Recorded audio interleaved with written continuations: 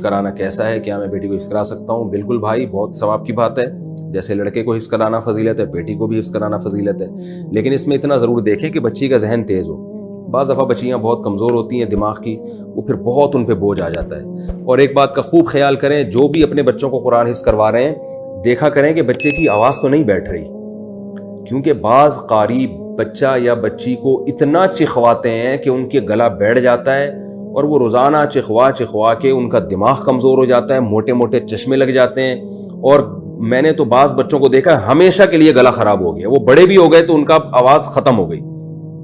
تو یہ قاری حضرات سے بھی گزارش ہے کہ بچوں کو اتنا زور سے نہ چخوایا کریں. وہ کہتے ہیں ہمیں بچے ورنہ پڑھتے نہیں ہیں، توجہ ادھر ادھر ہوتی ہے. تو بھائی اتنا اس کو یہ کرنا کہ اس بیچارے کی آواز لنگس ہی خراب ہو جائیں اس کے، یہ تو جائز نہیں ہے، تو حرام ہے.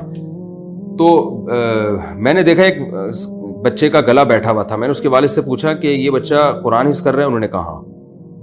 تو میں نے کہا آپ نے اس کا علاج کروایا؟ انہوں نے کہا یار علاج کراتے ہیں پھر بیٹھ جاتا ہے.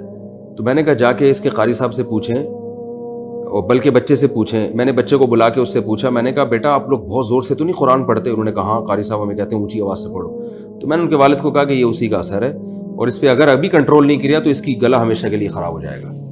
تو پھر انہوں نے قاری صاحب کو سمجھایا، اور بچے سے بھی کہا کہ بھائی، قاری صاحب کو بھی کہا اور بچے سے بھی کہا کہ اگر دوبارہ قاری صاحب چخوائیں تو پھر بچہ والدین کو بتائے. 2-3 دفعہ قاری صاحب کو تنبیہ کی جائے، پھر بھی نہیں باز آتا ہے تو بچے کو نکال لیں آپ. بچے کا حفظ کرانا اتنا ضروری نہیں ہے جتنا اس کے گلے کا خیال کرنا ضروری ہے. حفظ کرانا سنت عمل ہے، لیکن جو گلا ہے اس کو بچانا فرض ہے. انسان کی جو اللہ نے اس کو جو اعضاء دیے ہیں یہ تو بڑی نعمت ہے.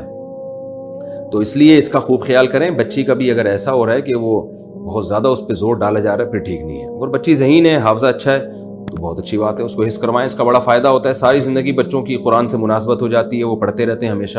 حافظ لوگ کہیں نہ کہیں قرآن کی تلاوت کرتے ہی ہیں، تو ان کا قرآن سے رشتہ ختم نہیں